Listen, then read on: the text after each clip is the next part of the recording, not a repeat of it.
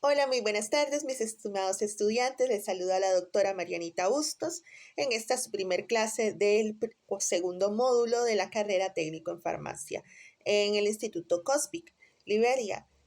Hoy vamos a comenzar con la lección denominada Proceso LATME. En esta lección tenemos como contenidos las generalidades del proceso LATME y las fases del proceso LATME. Como objetivos perseguimos dominar los conceptos básicos relacionados al proceso LATME, conocer las generalidades del proceso LATME, identificar las fases del proceso LATME y caracterizar las fases del proceso LATME.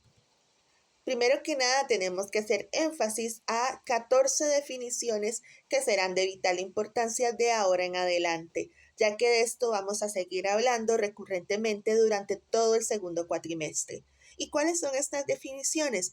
Bueno, estas definiciones son absorción, compartimentos, distribución, dosis, enteral, excreción, farmacocinética, liberación, metabolismo, órgano diana, parenteral, principio activo, propiedad físico-química y tópico.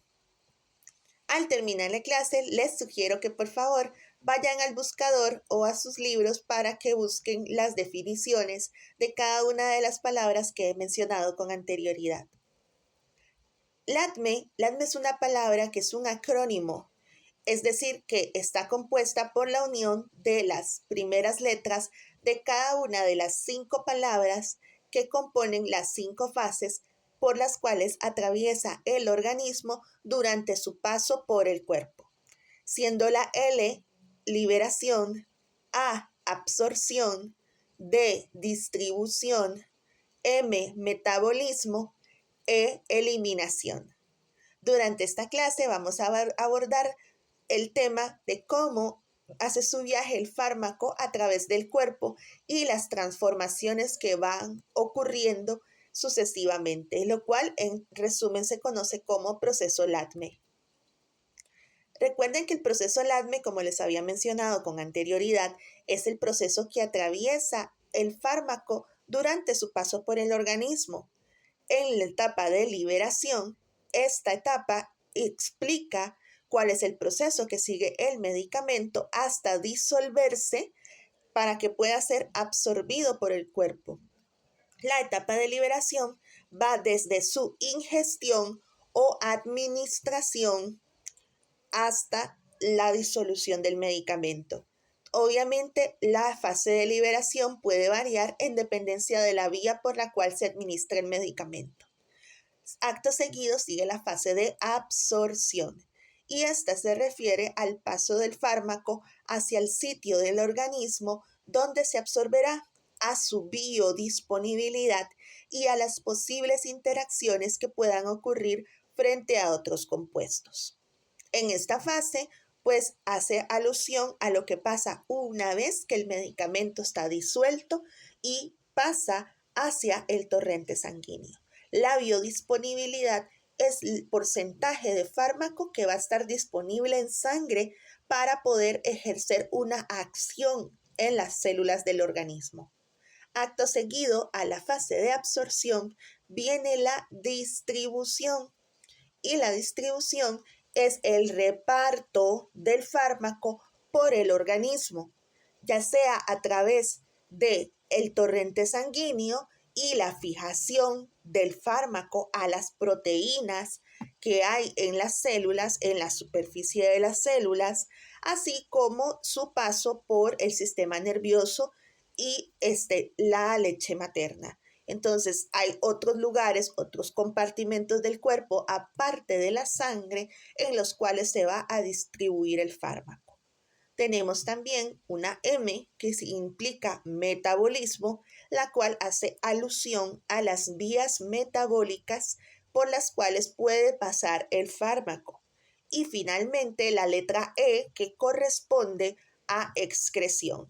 Y excreción no es más que la eliminación de los metabolitos de desecho que ha dejado el proceso metabólico del fármaco ya sea a través del sistema renal o la bilis y el sistema fecal, o sea, todo lo que es la vía enterohepática y también a través de los pulmones.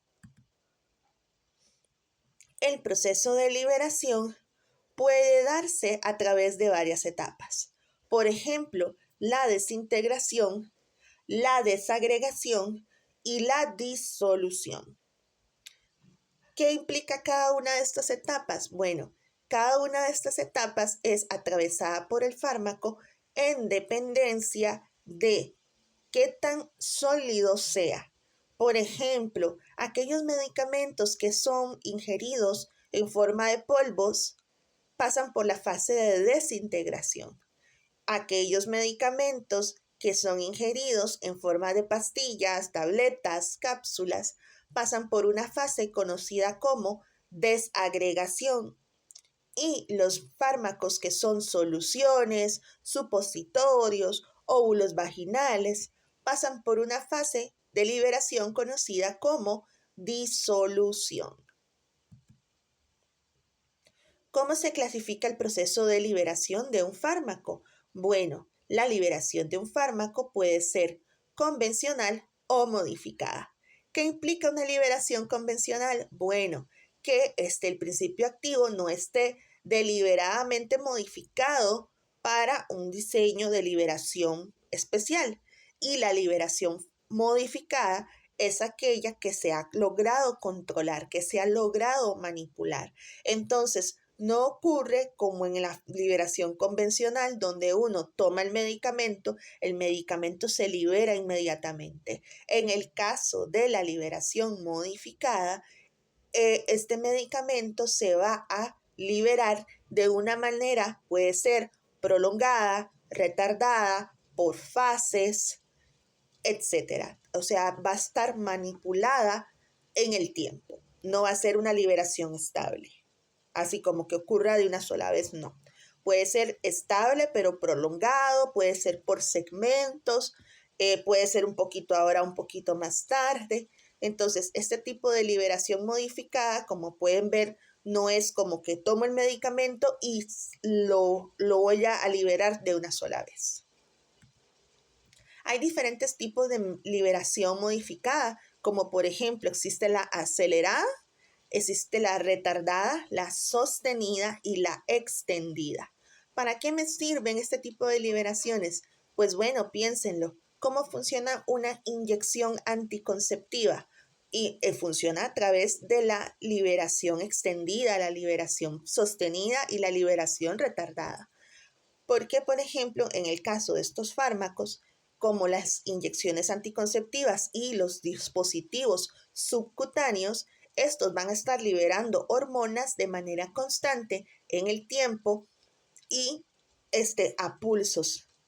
Entonces, este tipo de medicación es un claro ejemplo de lo que es la liberación modificada. Hay también otros tipos de liberación modificada. Están los sistemas de liberación controlados y los sistemas de liberación modificados. Esta es otra forma en la que podemos clasificar la liberación modificada de los medicamentos. Acá los que más me interesan, al menos que tienen mucha más utilidad clínica, es la liberación sostenida, la liberación retardada, la liberación acelerada y la liberación prolongada. Vamos a ver entonces, ya que hablamos de la liberación, cómo ocurre el segundo escalón en esta cadena metabólica, el cual corresponde a lo que es la absorción. En el proceso de absorción, tenemos primero que nada que tener en cuenta que puede ocurrir por dos vías, por vías indirectas y por vías directas. ¿Cuáles son las vías indirectas? Las vías indirectas de absorción de medicamentos son la oral, la sublingual, la rectal, la respiratoria y la vía tópica. Las vías directas de liberación de medicamentos son subcutánea, intradérmica, intramuscular, intravascular, intratecal, intraósea, intraarticular e intraneural. ¿Qué es la diferencia entre vías indirectas y vías directas? Bueno, que las vías indirectas no pueden, en este tipo de vías, los medicamentos no se absorben de una forma directa, o sea, no van directamente al torrente sanguíneo ni al sitio diana, sino que tienen que atravesar un proceso para pasar esa barrera. En cambio, cuando hablo de vías directas es porque el medicamento va a ser introducido directamente en el sitio, en el torrente, en el compartimento donde va a ejercer la acción. Entonces, por eso es que cuando hablo de vía subcutánea es cuando hay una inyección, por ejemplo, de insulina por vía subcutánea, y esta insulina va a ser absorbida a través de los pequeños capilares del tejido graso y va a llegar al torrente sanguíneo donde va a ejercer su acción hipoglucemiante. Entonces, en estas vías directas, lo que existe es una administración parenteral de un medicamento. Es administrar el medicamento y llevarlo de manera directa hacia el sitio diana a través de una jeringuilla, de algún dispositivo por el cual yo pueda introducir el medicamento a ese compartimento.